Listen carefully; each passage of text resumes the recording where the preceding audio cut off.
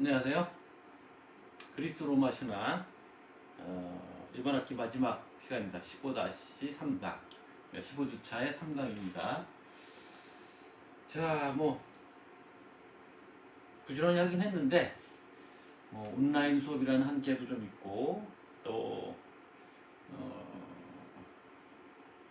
처음 하는 강의라서 좀 요령도 좀 부족했을 수도 있어서 진도를 다 마치지 못할 것 같습니다. 진도라는 게 꼭 정해진 게 있겠습니까만은 학기 초에 여러분들에게 이제 강대인 선생님의 그리스 로마 신화 책을 기본 텍스트로 한다라고 얘기를 했고, 그 강의 진행도 이제 그 책을 쭉 따라 내려온 거거든요. 그래서 어떻게 보면 내가 여러분들에게 책 읽어주는 남자 이런 거 한 거예요.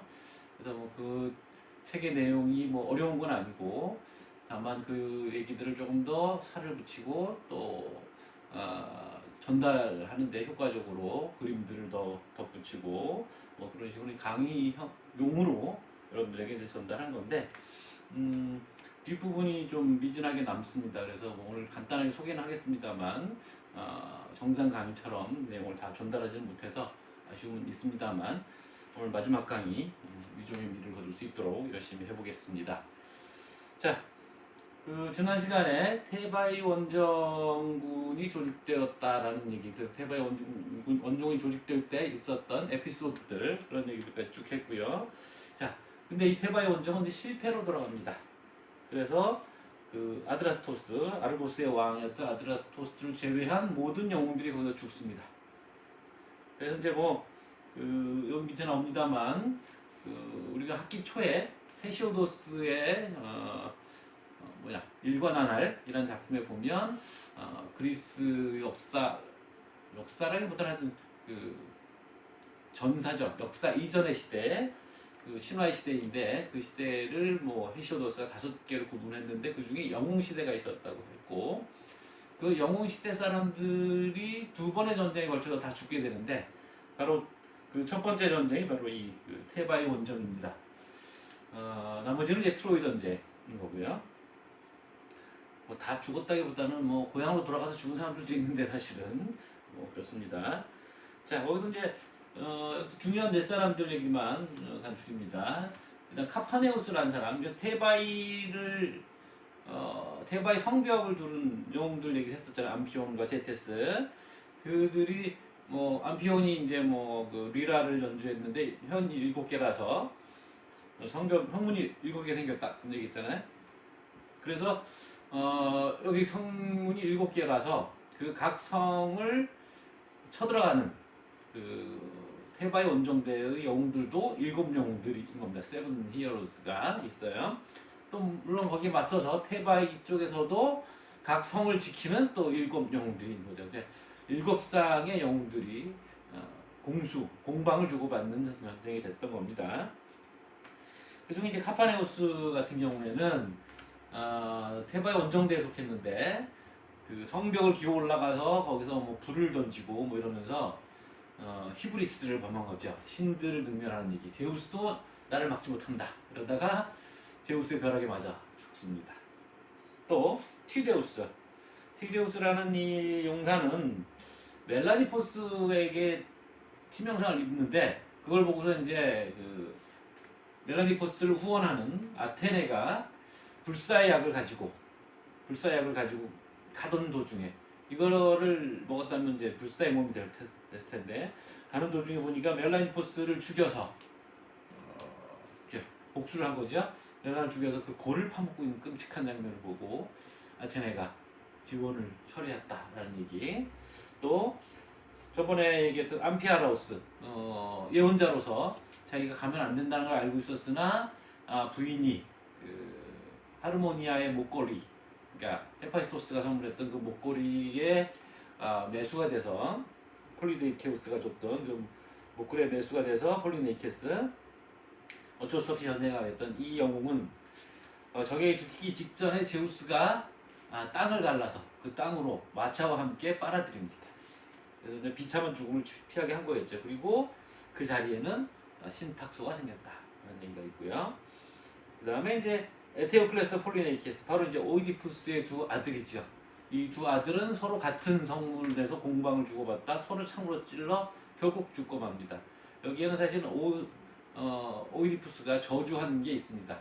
자기 아들들이 자기를 박대하니까 오이디푸스가 모두 죽어라라는 식의 얘기를 했어요. 그래서 결국 뭐랄까 우리말 동티난다 그러죠. 괜한 말을 해서 그 말이 진짜 씨가 돼서 이 아들은 비참하게 죽게 됩니다. 자, 그림을 몇 개 보시죠.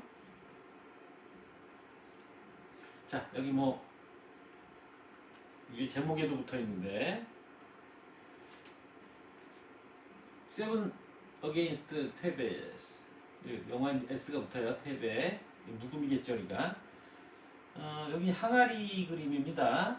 그래서 이제 그 테베 원정대가 출발하기 전에 무장을 하고 그리고 또 여기 보시면 뭘 자르는 것 같은 모습이 보이는데 이들은 이제 전쟁이 일어나면 머리카락을 잘라서 고향에 바칩니다. 또는 고향의 강 또는 고향의 강의 신에게 바치죠. 전쟁에 승리할 수 있게 도와달라는 뜻으로 그 장면입니다. 지금 6사람 보이죠?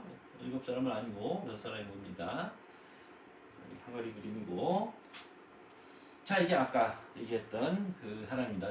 벼락 맞아 죽은 사람. 이렇게 올라가고 있는 모습이 지금 이것도 항아리 그림이죠. 여기 항아리 먼저 보이시죠? 마치 무슨 나무로 짜서 막루 같은 거 만드는 것으로 보입니다. 여기 대문이 있고 약간 코믹하게 그리기도 했는데 카파네오스. 자, 이 카파네오스. 그래서 이게 이제 신을 모독한다라는 의미로 근대에는 또는 단테의 신곡 같은데 이 사람이 묘사가 된 겁니다. 이 그림 자체가 굉장히 뭐랄까 오만하고 거의 광적인 모습을 보이고 있죠. 이를 드러내고 살고 있어요. 자, 이건 역시 윌리엄 블레이크의 작품입니다. 단테의 그 신곡에 이 카파네우스가 신을 모독한 자로 징벌을 받는 것으로 나오기 때문에 여기 번개 맞는 장면, 지지직 그런 모습을 그려놨습니다. 자, 이 끔찍한 장면을 묘사. 이건 좀 독특한데, 이게 이제 로마가 건립되는 와중에 로마가 또 그 세를 물려가는 과정에 그 옆 나라가 에트루리아라는 나라입니다. 에트루리아라는 나라가 그리스의 영향도 받고 또 로마의 영향을 주기도 하고 상당히 문화적으로 발달했던 곳으로 알려져 있어요. 우리나라에도 작년인가 재작년쯤인가 코로나 전이었으니까 2019년인가 그때 에트루리아전을 해서 많은 사람이 가서 봤었어요. 이 에트루리아에서 만들어진 겁니다. 그래서 여기 볼을 파먹고 있는 모습이 보이시죠. 그러니까 그리스 영향을 많이 받았다는 걸 알 수가 있죠. 그리스 신화를 에트루리아인들이 이렇게 만들었으니까 굉장히 뭐랄까 멋있어요. 자, 그리고 여기는 아까 얘기했던 그 신탁소가 세워진 곳인데 여기는 여러 가지 건물이 있습니다만 남아있는 건물이 여기는 극장이에요. 야외 극장. 보통 이제 그리스의 극장들이 이렇게 구성되어 있거든요. 이렇게 반달 모양의 장소가 있는데 이게 이제 무대입니다. 이게 오르케스트라라고 하죠. 여러분들 오케스트라 아시죠? 이게 원래 이제 오케스트라석이라는 게 이를테면 오페라 같은 거 하면 무대 위 이게 무대입니다. 스캔에 무대 위에 배우들이 올라가고 가수들이 올라가고 연주를 바로 밑에서 이런 장소를 만들어서 거기서 오케스트라석에서 연주를 하는 거거든요. 그런데 이제 연주 자체가 이제 메인이 되면 이 오케스트라가 무대 위로 올라가는 거죠. 근데 이제 고대 그리스에 바로 이 부분을 오케스트라라고 해서 여기에 이제 그 가무단, 코러스 이런 사람들이 여기 있었고 이 무대 위에 이제 배우들이 올라가는 거죠. 그리고 여기가 이제 관객석. 조그만 규모가 좀 작아요. 대리석으로 보통 깔아놓는데 대리석도 없고 지금. 자, 이게 이제 둘이 서로 그 형제가 서로 찔러 죽이는 장면입니다. 여기 한 사람, 여기 또 한 사람. 그리고 창끝이 서로를 겨누고 있죠. 서로 찔렀어요. 비극적인 죽음을 맞이하는 장면입니다. 자, 그래서 테바의 전쟁 이후로 갑니다. 크레온 이 둘이 형제가 죽자, 그러니까 권력이 어떻게 돼요? 그러니까 라이오스 왕이 자기 아들에게 죽고 그 아들이 자기도 모르게 자기 나라의 왕이 되고 오이디푸스가 죽자 그 아들이 권력을 분점하기로 했는데 서로 분란이 일어나서 죽고, 그러니까 이 크레온이 누구냐면 이오카스테의 형제입니다. 그래서 그 왕비였던 이오카스테가 죽고 자살하고 오이디푸스가 이제 스스로 망명을 떠나니까 그 권력 공백기에 크레온이 권력을 잡고 있었거든요. 그러다가 이제 아들들이 커서 아들들이 이제 권력을 잡은 거고, 다시 이들이 죽으니까 크레온이 다시 권력을 잡습니다. 외삼촌이죠, 그러니까. 그래서 이제 크레온이 권력을 잡고서는 이 테베의 원정군들이 거기서 죽잖아요. 그래서 이게 그리스인들은 시신을 장례 지내는 걸 굉장히 중요하게 생각합니다. 보통 화장을 많이 하는데, 왜냐하면 그 시신을 장사 지내지 못하면 그가 하데스로 가지 못하고 그냥 세상을 떠도는 귀신이 된다, 뭐 이렇게 생각하는 거예요. 그래서 심지어 이들은 전쟁하다가도 중간에 잠깐 쉬면서 전쟁터에서 각자의 병사들의 시신을 걷어갑니다. 심지어 어떤 일도 있었냐면 소크라테스가 의회 일을 맡아보고 있었을 때 그리스인들은 이제 추첨으로 관직을 맡기 때문에 누구나 원하지 않아도 일생에 한두 번은 관직을 하게 돼 있어요. 상임위원회 같은 걸 하고 있었는데, 그때 어떤 일이 있었냐면 스파르타와의 해전에서 10명의 장군들이 이끄는 아테네 해군이 이겼습니다. 근데 이기고 돌아왔는데도 재판에 걸려서 이들이 다 사형집행이 됩니다. 왜 그러냐면 그 병사들의 시신을 거두지 못했던 거거든요. 풍랑이 심해서. 그거에 책임을 물어서 이게 사실 비상식적인 일인데 비합법적이고, 어쨌든 이런 일이 용인될 정도로 그 시신을 굉장히 중시하는 건데, 이 크레온이 침략군들의 시신을 돌려주지 않은 거죠. 장사 지내지 못하게 한 거죠. 그래서 이 테바이 쪽의 유족들이겠죠. 이들이 탄원해서 테세우스가 자비로운 군주라고 했잖아요. 옆 나라였던 아테네의 테세우스가 군사를 몰고 와서 이 문제를 해결했다. 이 내용이 이제 에우리피데스의 탄원하는 여인들에 나옵니다. 자, 그다음 문제는 이제 폴리네이케스죠. 폴리네이케스가 아르고스로 가서 장가가서 그 아르고스에서 연합군을 몰고 와서, 연합군이라기보다는 아르고스의 군사를 몰고 왔으니까 어떻게 보면 매국노잖아요. 폴리네이케스가 다시 고향에 와서 죽은 거예요. 그러니까 이제 특히나 이제 폴리네이케스 시신을 장사를 못 지내게 하고 거기 보초를 세웁니다. 심지어 누가 몰래 가져가지 못하게. 그러자 그 아버지를 따라서 방랑길에 갔던 안티고네는 아버지가 이제 거기서 세상을 마치니까 다시 돌아왔겠죠. 그 안티고네가 자기 오빠의 시신을 몰래 가져다가 장례를 치러줍니다. 그러니까 크레온이 그 사실을 알고 안티고네를 동굴에 가둬요. 그래서 최소한의 물과 음식만 줍니다. 그러니까 크레온의 아들이 하이몬인데, 그 하이몬이 사실은 안티고네와 약혼한 사이였던 거죠. 그 하이몬이 아버지 그 항의를 하는데 크레온은 요지부동이었고 결국 안티고네는 자살하고, 그 사실을 안 하이몬도 자결하고, 또 그 사실을 안 크레온의 아내도 죽고, 그래서 크레온만 낳게 됩니다. 이 얘기는 이제 소포클레스의 안티고네라는 작품에 전해지는데 굉장히 많이 논의가 되는 작품입니다. 왜냐하면 근대 독일의 철학자 헤겔이 안티고네의 얘기를 하면서 가족과 개인의 어떤 윤리와 국가의 법 간의 갈등, 이런 것을 말했거든요. 그래서 굉장히 많이 논의되는 작품입니다. 안티고네. 상식상 알고 계실 만한 작품이죠. 자, 그런데 이렇게 이제 테바이 전쟁은 마무리가 됐는데, 테바이 전쟁 이후에 에피고노이, 후예들이란 뜻인데, 테바이 원정의 영웅들의 후손들, 자식들이 다시 테바이 원정에 나섰고 결국 성공하게 됩니다. 이게 디에모데스가 아닌데,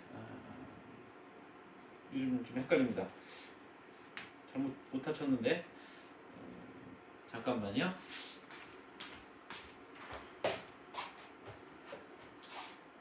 디오메데스. 예, 디오메데스입니다.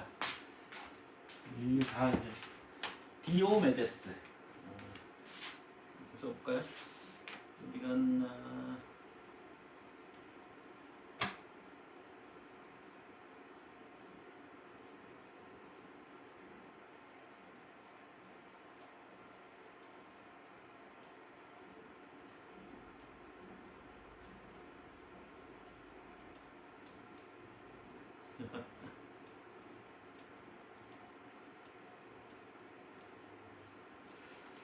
기강이 준비해서 많이 배웠습니다. 이렇게 된 건 또 알았어요. 지저분하지만 하여튼 디오메데스, 또 스테네로스 등의 이제 트로이 전쟁에 참여했던 사람들인데 이 사람들이 먼저 이 전쟁을 치른 거죠. 자, 그 다음에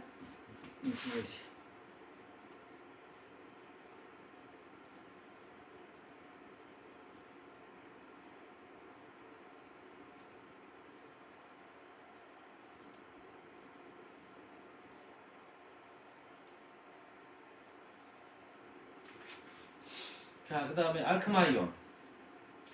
자, 암피아라우스가 그 에리필레 자기 부인 때문에 죽게 됐다 그랬잖아요. 그래서 어떻게 보면 아들의 입장에서는 아버지의 원수죠. 이 얘기가 지금 아가멤논 집안에서 다시 벌어지는데 이 양 가문의 한쪽씩 이런 일이 이룬 거예요. 그래서 뭐 이게 원형일 수도 있어요, 사실은. 암피아라우스의 아들인데 알크마이온이 아버지를 전쟁터로 보내서 죽였다고 해서 어머니 에리필레를 살해합니다. 또 에리필레는 또 다른 얘기로는 하르모니아의 드레스가 또 있어요. 하르모니아의 드레스를 받고 또 아들도 전쟁을 보냈다는 얘기도 있고요. 그래서 이런저런 이유 때문에 어머니를 살해한 존속살해를 저지르고 이렇게 되면 이제 광기에 빠지고요. 그다음 복수의 여신들 에리니에스들이 쫓아다닙니다.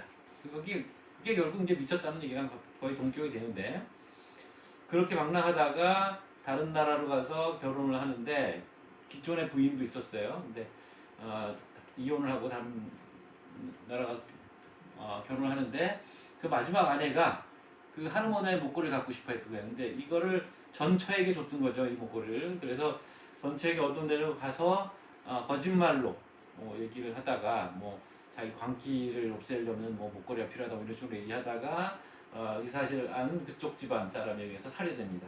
알크마이온의 최후. 자, 그래서 이게 헤라클레스도 그렇고 우리 판도라 기억하시잖아요. 판도라도 신들의 선물인데 신들의 선물들은 다 뒤끝이 안 좋습니다. 여러 사람이 죽은 거잖아요. 지금 하르모니아의 목걸이 때문에. 자, 그림들을 몇 개 보시죠.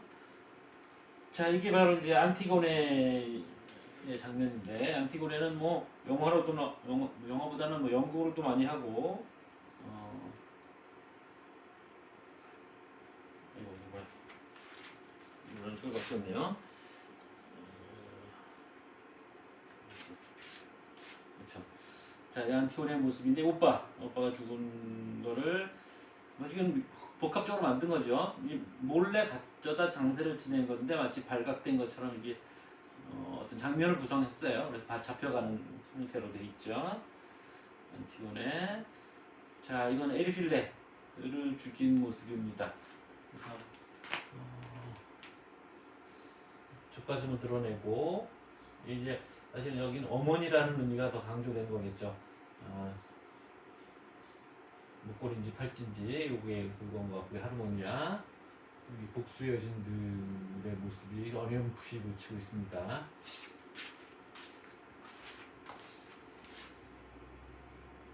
두 개밖에 없었나? 이거 두 개밖에 없었네요. 자, 그 다음에 아가멤논 가문으로 넘어갑니다. 자, 지금까지 했던 거는 오이디푸스 가문 얘기였었고요. 아가멤논 가문은 어디까지 올라가냐면 시조가 탄탈로스입니다. 탄탈로스는 그 제우스의 아들인데 그래서 신들과 이제 친하게 지낸 겁니다. 그래서 이제 워낙 가깝게 지내다 보면 허물도 없어지고 사실은 그러니까 뭐 그런 거잖아요. 뭐 윗사람이거나 계급이 높은데 허물 없이 지내다 보면 까불게 되는 뭐 그런 격이 돼서 탄탈로스가 맨날 신들을 보니까 신들도 뭐 웃어 보인 거겠죠. 그래서 얼마나 신들이 용한지를 아마 테스트하기 위해서. 근데 참 끔찍한 아이디어를 낸 건데 자기 아들 펠롭스 어린 아들 펠롭스를 토막을 내 갖고 신들을 대접합니다. 뭐 너무 끔찍한 얘기라서 먼저 미리 얘기를 하면 이거는 사실은 이제 그 샤머니즘이라는 게 있어요. 그러니까 종교적인 형태이죠. 어떻게 보면 우리나라의 이제 무당이니 뭐 이런 게 샤머니즘이고 우리는 이제 몽고도 그런 게 있잖아요. 지난번에 한번 보여줬던 것 같은데 뭐 탑 돌탑 쌓고 뭐 이러는 거. 그 샤머니즘은 뭐 시베리아니 뭐 몽고니 우리나라 이런 데서 뭐 가장 최근까지도 지금도 뭐 점집 있고 그러니까 지금도 뭐 구술합니다. 어떤 데서는 여러분도 봤을 것 같은데 곡성에서 그 아주 그 다이나믹한 구슬 하는 걸 보셨잖아요. 그런 것이 샤머니즘인데 그 샤머니즘이 아주 초기에 있다 없어진 지역들도 있고 그런데 그 샤머니즘에서 그 무당이 신을 접하고 신접하는 게 있잖아요. 신들이잖아요. 그럴 때 보면 자기 몸이 이렇게 토막토막 난다는 것 같은 어떤 체험을 하는 거예요. 어떤 무의식 속에서. 사실은 이제 그래서 우리가 뭐 윤회 전생이니 뭐 이런 것들의 아이디어도 이런 샤머니즘에서 왔다는 얘기가 있습니다. 그래서 그 샤만이 무당이거든요. 그 샤만은 그 자기 전 때의 샤만과 의식의 어떤 결합을 합니다. 신들인 상태에서. 그게 바로 혼이 옮겨 다닌다는 아이디어로 발전하면서 혼이 죽은 다음에 사람이 죽은 다음에 남아 있어서 뭐 다시 태어난다 뭐 이런 아이디어로 발전할 수 있었다는 거거든요. 그래서 여기 이제 그 토막 내는 얘기들이 자주 나오는데 그리스 신화에 그 토막 낸다는 얘기들이 실제로 그랬다기보다는 그 샤만의 어떤 증언 이야기들의 흔적이 아니냐 뭐 이런 해석입니다. 너무 끔찍해하지 말라고 하는 얘기입니다. 자 어쨌든 그걸 이런 이야기거리로 만들어낸 게 그리스인들의 아주 기괴한 상상력이겠죠 사실은. 펠롭스를 토막을 해서 신들을 대접합니다. 근데 신들은 첫눈에 딱 알아봐요. 굉장히 불편해 하는데 데메테르가 마침 그때 페르세폰의 딸이 실종돼서 시름에 겨워서 온 천지사방을 다 돌아다니다가 식사 초대를 받고 왔는데 그냥 시름에 겨워서 아무 생각 없이 음식을 덥석 한 입 먹은 거죠. 그게 이제 펠롭스의 어깨 부분이었다고 합니다. 그래서 신들이 음식을 다 모아서 그 합쳐서 다시 펠롭스를 살려냅니다. 근데 데메테르가 무심코 삼킨 어깨 부위는 이미 소화가 돼버려서 어쩔 수 없어서 그 부분을 상하로 떼워서 펠롭스를 살려냈다는 겁니다. 그리고 탄탈로스는 이제 천벌을 받아서 하데스로 가서 이제 벌을 받는데 탄탈로스에게 내려진 벌은 그 뭐 호숫가 같은데 세워놓는데 물을 마시려고 이렇게 고개를 숙이면 물이 밑으로 내려가고 위에 나무 가지가 있는데 과일을 먹으려고 손을 내밀면 과일 가지가 물러나고 그래서 아무것도 못 먹는 그런 벌을 받은 겁니다. 그래서 영어에 탄탈라이즈라는 동사가 있는데 약 올리다라는 뜻이에요. 그러니까 바로 앞에 있는데 뭐 먹으려고 이렇게 막 약 올리면 도망가는 것처럼 그런 다른 뜻이고요. 자, 그 다음에 이제 상하이 남자 펠롭스. 이 펠롭스는 장성에서 피사. 여기 이제 탄타로스는 저기 아시아 쪽 지역이고 지역 사람인데 펠롭스가 피사. 그리스 본토의 피사라는 곳에 가서 이게 올림픽이 열리는 그 동네입니다. 피사에 가서 왕녀 히포다메이아에게 구원을 하는데 이 히포다메의 아버지는 오이노마우스. 이 딸을 시집보내기가 싫었던 것 같은데 오이노마우스가 구원한 사람들에게 이제 제안을 합니다. 전차경주를 할 것을 요구하고 자기가 뭐 나중에 출발하고 구원한 사람이 먼저 출발하는데 어디까지 가냐면 그 코린토스 지역까지 먼저 잡히지 않고 먼저 도착하면 딸을 준다. 대신 잡히면 죽는다. 이런 조건인 거죠. 그래서 이제 이 펠롭스는 마부를 매수해서 마차축 아버지 오이노마우스의 마차축을 밀랍으로 바꿔서는 오이노마우스가 결국 마차축이 부러지는 바람에 죽게 되고 근데 거기까지는 좋은 건 아니죠. 근데 그 마부가 미루틸로스라는 사람인데 마부라고 썼네요. 마부 미루탈로스를 원래 약속했던 보수를 주지 않고 죽입니다.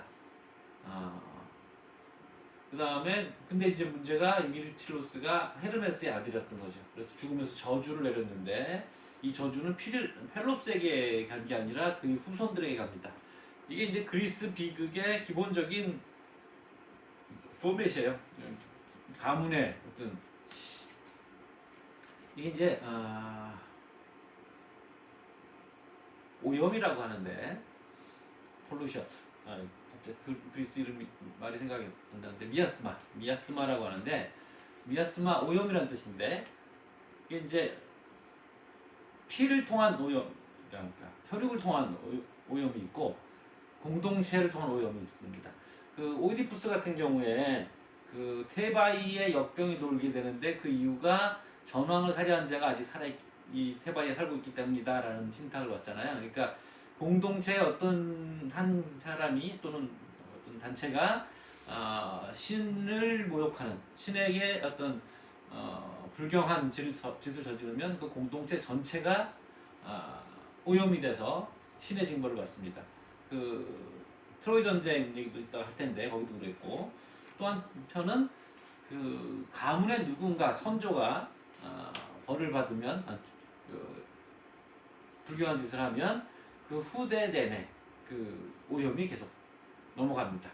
이런 거예요. 펠롭스도 그런 거예요. 그러니까 사실은 그 오이디푸스 가문에서도 오이디푸스가 그렇게 된 이유는 아버지 라이오스 왕이 젊었을 때 동성애를 하고 그 강제로 추행을 저질렀다. 뭐 이런 것 때문에 그 벌이 또 내려간 거였거든요. 이것도 마찬가지입니다. 그래서 아트레우스하고 티에스테에게 이 문제가 넘어갑니다. 그러니까 펠롭스가 죽고 나서 그의 아들인 아트레우스 티에스테인데 이들은 사실은 펠롭스의 다른 부인의 아들이죠. 그를 죽이고 이 미케네로 도망왔습니다. 그래서 미케네에서 이제 왕좌를 차지했는데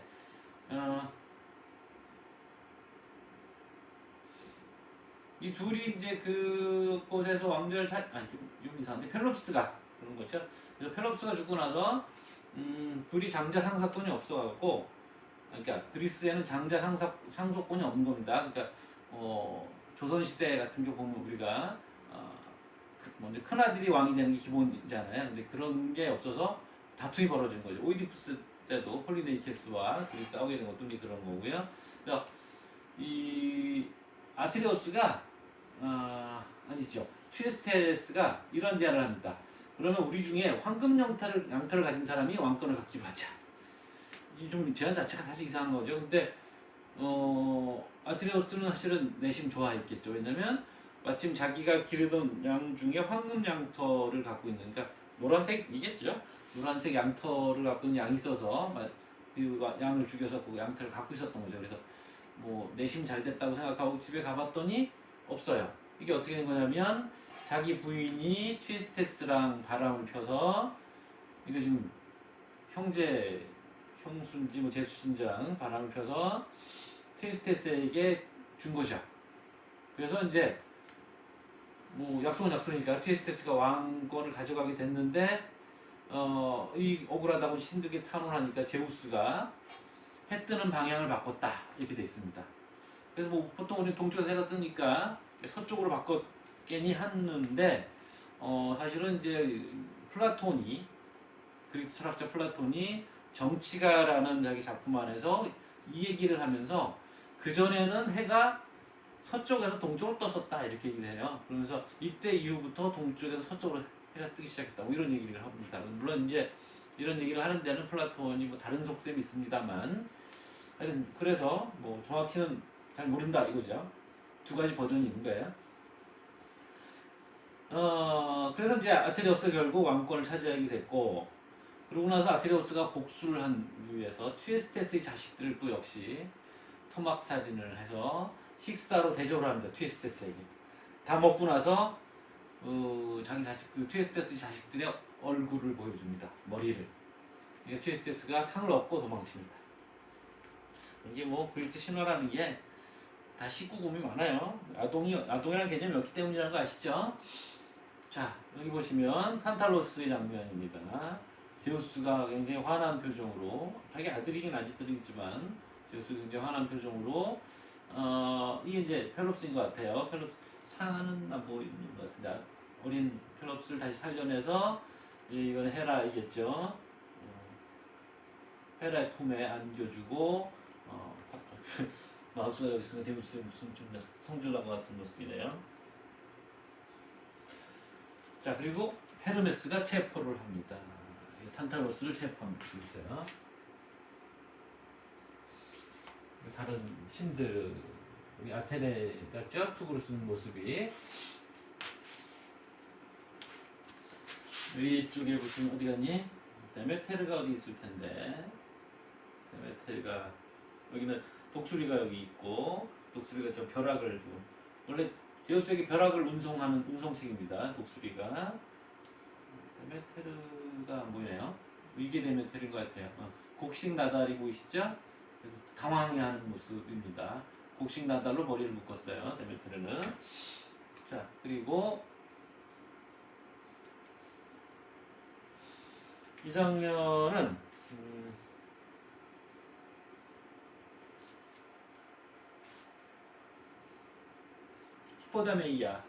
히포다메이아와 펠롭스가 같은 마차를 타고 지금 경주를 하는 장면입니다. 여기 화질이 좀 떨어져서 그런데 여기 사실은 히포다메이아가 이쪽에 그 새들이 교접하는 장면을 보고서 놀라는 뭐 그런 모습입니다. 그러니까 성적 결합을 암시하는 거겠죠. 화질을 좀 잘 골랐어야 되는데. 자, 이거는 아트레우스가 티에스테스에게 그의 자식들을 대접하는 장면을 그린 현정화죠. 흑인 노예가 있는 것 같아요.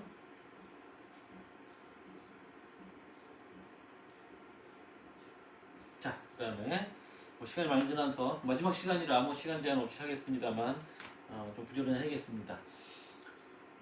자, 그래서 아트레우스가 이제 미케네의 왕이 됐는데 그 미케네의 왕이었던 아트레우스의 두 아들이 있어요. 아가멤논과 누구죠? 메넬라우스, 헬레네의 남편. 그래서 아가멤논이 그 아트레우스의 미케네를 이어받았고 메넬라우스는 스파르타를 이어받았습니다.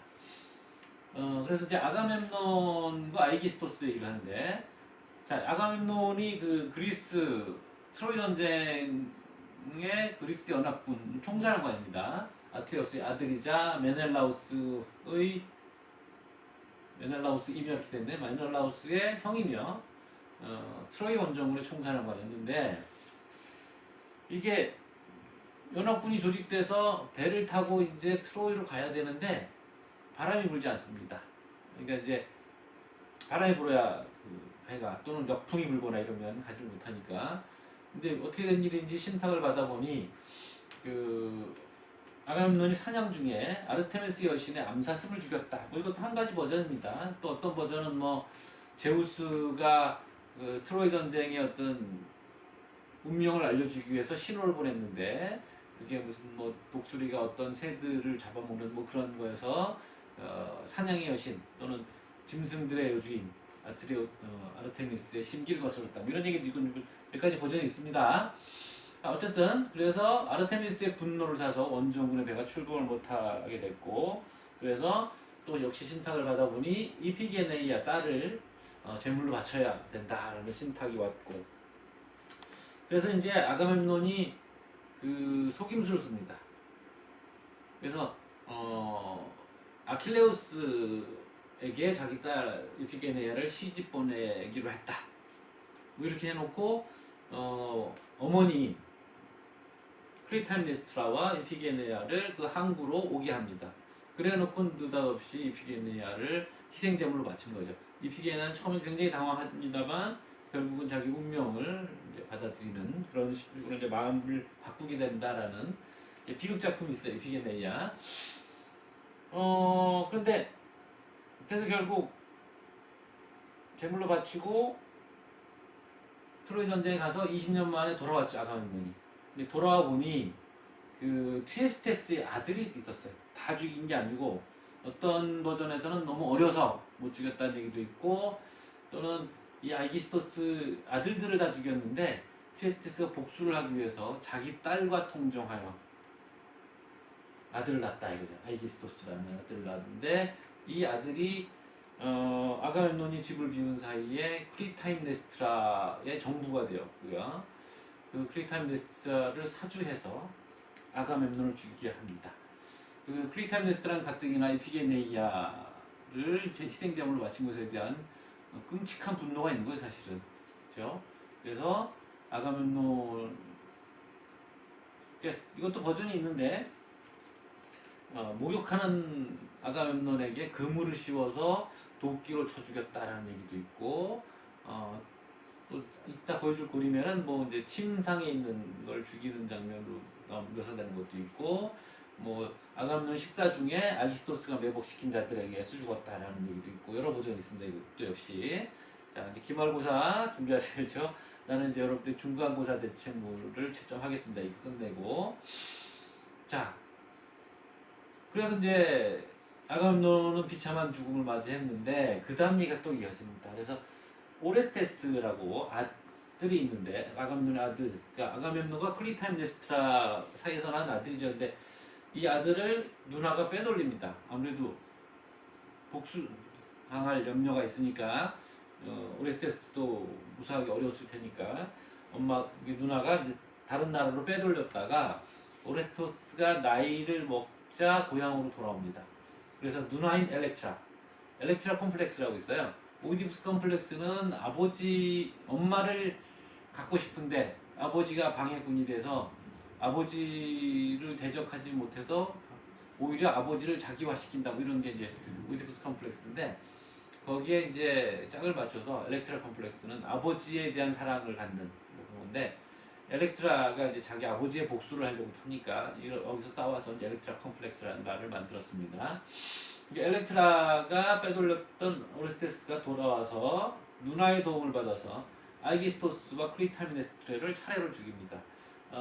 아이스킬로스와 이 세 명의 비극 작가들 수백 개의 비극 작품을 만들어졌지만 현재 우리에게 온전하게 전해지는 비극 작품을 남긴 작가는 세 분입니다. 소포클레스, 오이디푸스, 에우리피데스. 30몇 편의 작품이 남아 있는데 이 세 사람이 다 공통으로 이 오레스테스의 얘기를 썼어요. 근데 아이스킬로스와 에우리피데스는 크리타미네스타를 아이기스토스를 먼저 죽이고 그 다음에 크리타미네스타를 죽인 거로 돼 있고 반대 순서는 소포클레스의 순서고요. 그래서 복수의 여신들 에리니에스에게 또 역시 쫓깁니다. 아까 그 오이디푸스 집안에서도 그랬던 것처럼 광기에 빠져서 에리니에스에 쫓겼는데 델포이에 가서 정화라고 되는데 델포이 신전에 가서 정화를 받고 아폴론의 신탁을 받아보니 아테네에 가서 재판을 받아라. 그래서 아테네에 가서 재판을 받는데 이때 테세우스가 아마 있나 그래요. 근데 거기 이제 아레오파고스라는 곳이 있습니다. 아레스의 언덕이라는 뜻이거든요. 아레오파기타라는 뭐 작품도 있습니다만 거기서 이제 그 귀족들이 재판을 해요. 보통 이제 살인죄 같은 거를 재판하는 곳인데 거기 회의도 하고 귀족정이던 시절에 그런 의회 역할을 했던 곳입니다. 근데 거기서 이제 재판을 여는데 가부동수가 됩니다. 유죄다 무죄다 가부동수가 되는데 그러니까 그 회의를 주재했던 아테네 여신이 오레스테스의 편을 들어줍니다. 그리고 그들을 쫓아와서 그 뭐랄까 원고 역할을 하고 있었던 에리니에스 복수의 여신들을 설득해서 자비로운 여신들로서 아테네에서 섬김을 받게 하겠다 이런 다짐을 하고 복수의 여신들의 마음을 누그러뜨리는 거죠. 이제 어떤 일종의 선언입니다. 법치국가를 세운다라는 걸 선언 같은 거죠. 자, 그 다음에 끔찍하게 희생됐던 이피게네이는 어떻게 됐느냐? 또 다른 작품이 있습니다. 그래서 이것도 이제 버전이 다른 거죠. 전에 얘기했던 헬레네가 뭐 트로이로 가서 바람 펴서 트로이로 도망갔다 이러면 신의 딸인데 신을 모독하던 거다. 그래서 새로운 버전 거기 파리스가 데려간 거는 헬레네의 환영이고 도깨비 같은 거고 진짜 헬레네는 또 빼돌려서 이집트로 갔다 이런 얘기 하는 것처럼 여기도 이피게네이아가 죽기 직전에 아르테미스 여신이 불쌍해서 빼내서 타우리케라는 곳에 여사제로 삼았다. 거기 이제 아르테미스를 숭배하는 곳인데 뭐 그런 얘기가 있어요. 근데 이제 이것도 이제 그 비극 작품에 나온 거거든요. 근데 그 오레스테스 이피게네이아의 그러니까 이제 누나가 둘이었던 건 엘렉트라가 있고 이피게네이아 하나 더 있는데 여기 이름이 안 나오죠. 거기 미미한 역할로 나와서 이피게네이아가 누나인 거죠. 그래서 이피게네이아가 있는 타우리케의 아르테미스 여신상을 가져와야 광기에서 벗어난다는 또 신탁을 받고 가봤다가 이피게네이아를 만나서 같이 도망쳐 나오는 탈출하는 그런 어드벤처 게임 같은 그런 스토리가 있습니다. 그러니까 전에도 얘기했던 것 같습니다만 그리스 비극이라고 우리가 트레지디라고 비극 슬플 비자를 써 비극이라고 합니다만 그거는 그렇게 적절하지 못한 명칭이고요. 그리스 그 서양 사람들도 트레지디라고 하면 그게 이제 슬픈 결말을 갖는 새드 엔딩 뭐 이런 얘기라고 생각하고는 있습니다만 이름이 여기서 잘못 붙은 거고요. 그러니까 그 트레지디라는 말을 이제 근대에 갖다 쓰면서 근대 이제 그런 것들을 보여주기 때문에 트레지디가 비극이라는 뜻으로 근대에 와서 바뀌었습니다만 이게 그냥 진지한 드라마라고 생각합니다. 정극 코미디와 대비되는 것이라고 생각하시면 됩니다. 서고디아. 근데 이건 비극이 아니잖아요. 비게네이아는 그죠? 그다음에 그래서 이제 일단락이 되는 거죠. 이 아가멤논 집안의 또 기구한 사연들. 자, 그림 몇 개 보시죠. 이거는 이제 소위 이제 아가멤논에 가면 마스크라고 부르는 겁니다. 이게 황금으로 되어 있는 건데 이 재밌는 얘기가 있어요. 그 트로이 전쟁이 실제로 벌어진 일이고 그래서 그 트로이 전쟁이 벌어진 장소가 있을 것이다라고 생각했던 사람이 있습니다. 슐리만이라는 독일 슐리만이라는 사람인데 이 사람은 이제 어릴 때부터 그 트로이 전쟁을 다룬 일리아스를 굉장히 탐독하고 그걸 통째로 다 외웠다고 그래요. 뭐 그럴 정도로 열렬한 매니아였는데 나이가 들어서 실제 이 전쟁이 실제로 있었을 것이라고 생각하고 발굴을 다니다가 지금 현재 그 트로이라고 알려져 있는 유적지가 있습니다. 거기서 이제 부장품들을 발견하기 시작합니다. 그래서 이 마스크가 나왔는데 슐리만이 밑도 끝도 없이 이게 아가멤논의 네드 마스크다 이렇게 얘기한 거죠. 네드 마스크가 뭐냐면 그 어떤 사람이 죽으면 그 죽었을 때 얼굴에다가 이제 뭐 석고 같은 걸 부어서 그 틀을 만들어서 그걸 가지고 마스크를 만드는 겁니다. 이제 이게 아가멤논 네드 마스크다. 근데 아무런 근거가 없어요. 근데 사람들이 다 믿었어요 이거를. 사기친 거죠. 그래서 이제 오늘날 생각하기에는 이거 트로이 전쟁은 보통 12세기 기원전 12세기 정도인데 곧 한 300년 전 유물일 거다라고 생각하고 있고 사실은 그 현재 트로이 터라고 알려져 있는 그곳에 또 7층 정도가 문명의 흔적이 7층 정도가 발견돼서 여러 문명이 겹쳐 있어서 지금도 거기가 정확히 트로이인지 잘 모르고 있습니다. 자, 여기 이피게네이아를 희생시키는 장면입니다. 여기 아가멤논인지 그냥 다른 존재인지 모르겠어요. 여기 아가멤논 여기 있고요. 아가멤논 여기 있고 아가멤 시켜서 지금 희생을 하고 있고 이피게네이아는 이게 사실은 염소나 소 같은 거를 제물로 바칠 때 목을 따거든요. 그러니까 이게 참 끔찍한 장면인데 그래서 여기 위에 보시면 아르테미스 화살이 있죠? 아르테미스가 자기 신수인 사슴 데리고 나타나서 이제 이피게네이아를 환영을 제물로 바치고 본체는 데려갈 참입니다. 누를 좀 준비하고 있고 여기는 뭐 아마 클리템네스트라겠죠. 애원하고 있는 모습입니다. 전쟁에 미친 인간들이죠. 자, 여기 클리템네스트라가 자기 남편을 죽이기 앞서 마음을 다지고 있는 장면이고 이 뒤에 그 정부가 있죠.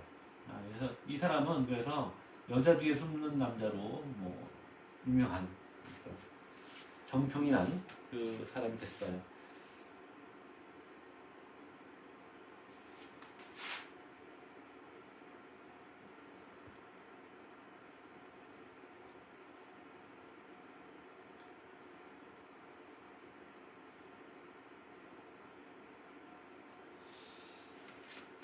네, 그 다음에 이 그림도 아주 유명한 그림입니다. 이건 이제 침상에 있는 것을 죽이는 그 버전인 거죠. 자, 이건 이제 자기 어머니를 죽인 오레스테스의 모습을 담았습니다. 그러니까 남자를 먼저 죽였고 자기 어머니를 죽이는 장면인데 사실 이제 그 비극에 보면 그런 대사가 나옵니다. 어머니가 자기가 아들이 자기를 죽이려고 하자 가슴을 드러내면서 내가 이 젖으로 너를 먹이 길렀다 뭐 이랬는데 오레스테스가 굉장히 많이 망설이지만 결국 아버지의 복수를 하고 말죠.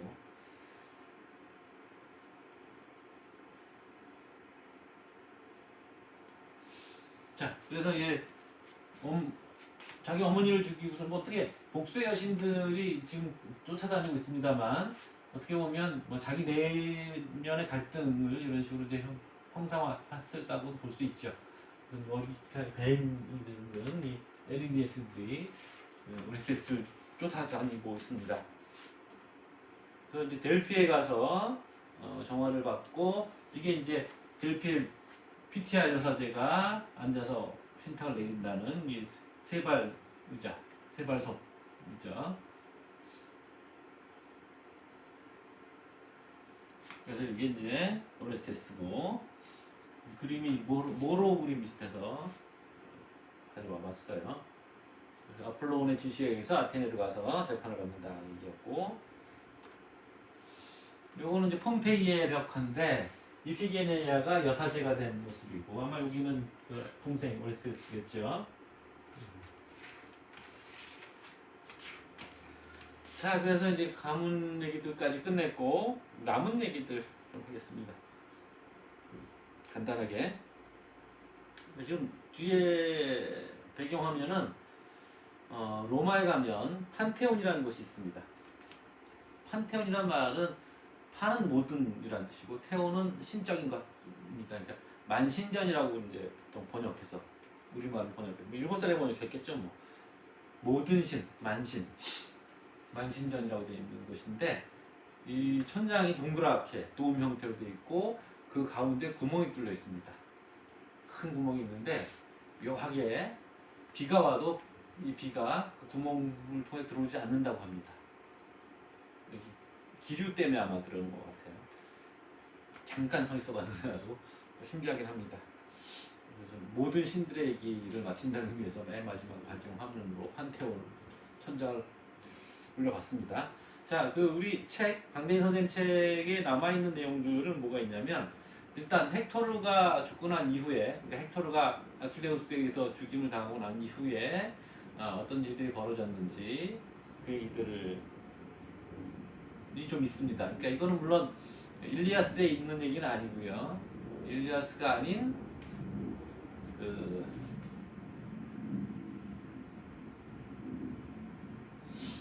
다른 작품에 있습니다. 다른 작품에 보면 펜테실레이아라는 아바존의 여전사 얘기가 있고 아킬레우스에서 죽임을 당했는데 아킬레우스가 죽이고 보니까 여자였고 너무 아름다워서 굉장히 안타까워했다 뭐 이런 얘기가 있고 멤논이라는 아이디어, 그러니까 원정군들이 계속 속속 도착을 해서 트로이 전쟁이 꽤 길어진 겁니다. 멤논이라는 그러니까 그 프리아모스 트로이의 왕이었던 프리아모스의 형제의 아들 멤논이라는 사람이 와서 원정으로 왔는데 요 얘기가 왜 나오는 거냐면 이 멤논과 아킬레우스가 싸우게 되는데 그 얘기는 원래 이 서사시는 트로이 아니지 일리아스보다 나중에 쓰여진 거긴 하지만 멤논과 아킬레우스의 싸움 얘기는 그 호메로스가 일리아스를 쓰기 전부터 있었던 얘기라는 거예요. 그런 설이 있어요. 그래서 요 얘기가 사실은 헥토르 그리고 아킬레우스 그 다음에 누구죠?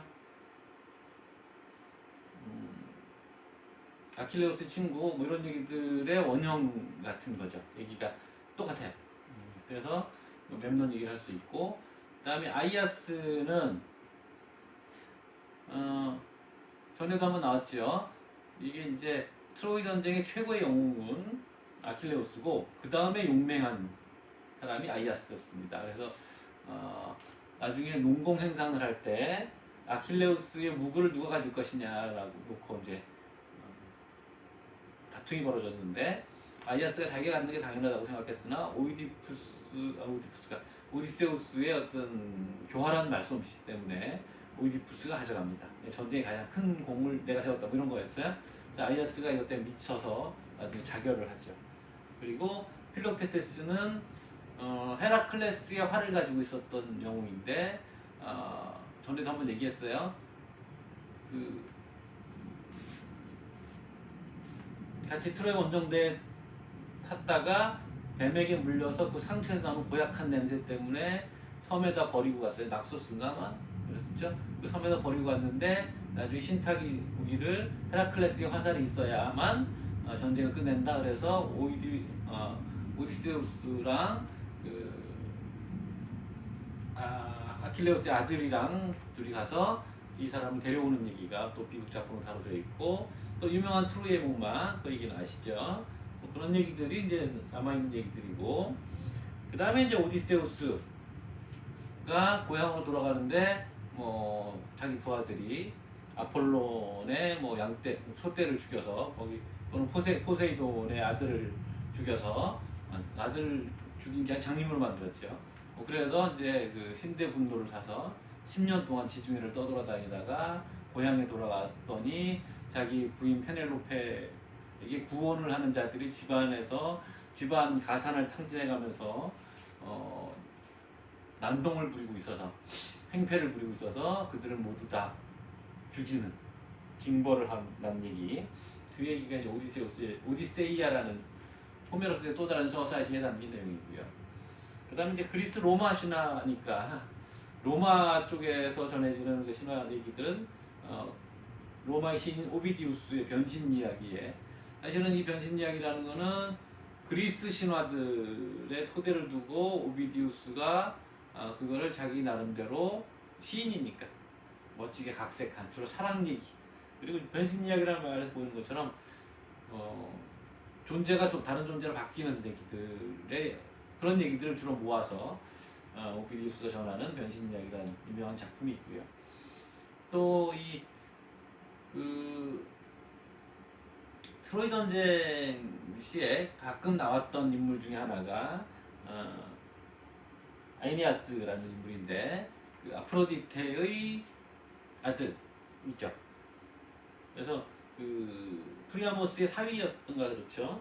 근데 이 아이니아스가 트로이가 멸망하던 날 밤에 그 유민들을 데리고 배를 타고 도주를 해서 또 역시 그 오디세우스가 헤매던 그 지중해들 코스들을 헤매고 다니다가 이탈리아에 가서 로마를 세운다는 얘기입니다. 이게 베르길리우스라는 시인이 로마의 건국 신화를 만든 거예요, 사실은.